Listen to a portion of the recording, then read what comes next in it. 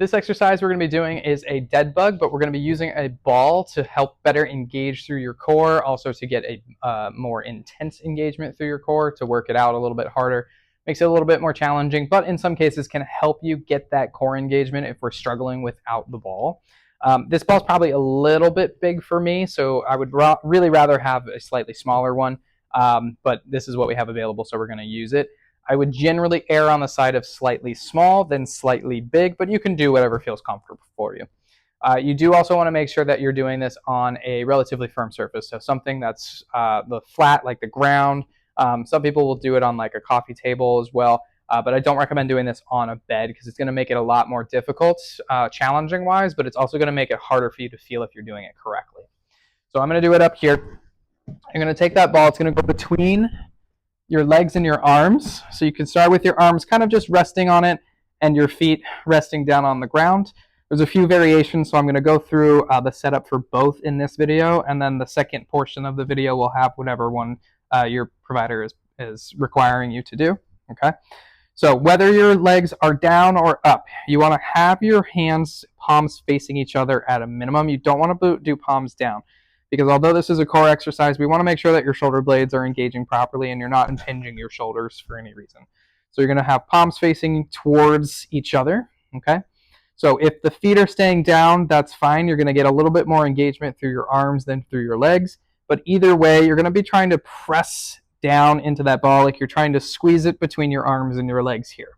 So as you do that, you want to make sure, again, that you're not raising up with your shoulders, because we don't want your shoulder blades or your shoulders to get injured here. We want your shoulder blades to be engaging, okay? And then because your feet are on the ground in this scenario, you're not going to get as much through the bottom half of your core, and that's okay. This is the easier version, okay? The second part of this, if you're going to be doing the harder version, would be to bring your legs up. This is where the big ball gets a little bit more difficult for me because it's pushing my arms a little too far back. But either way, you want to press down in your arms, and then because your legs are up in the air, you're going to pull up through your legs. Now you can see I'm shaking a little bit. That's good. That means that core is engaging properly, okay? You want to maintain that core stabilization throughout the entire movement, whether you're moving your arm, your leg, or both together, okay? If at any point in time you're starting to notice that you're losing that core activation and you're arching through your back, whether your legs are down or up, okay? That means it's too hard and you want to back off, make it a little bit easier, or give yourself a break because it's just getting tired, okay? For this one, we're going to be doing arms only, legs down, okay? So again, you're going to be pressing down through that ball, and then what you're going to do is you're going to lift one arm off that ball, reaching back as far as you can, and then bringing it back to the ball, and you're going to alternate sides, okay?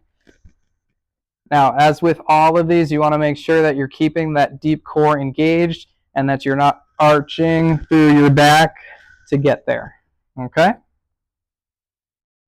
I don't particularly care how far your arms are going. Just do what's comfortable for your shoulders, but also what you're capable of being able to maintain that deep core activation.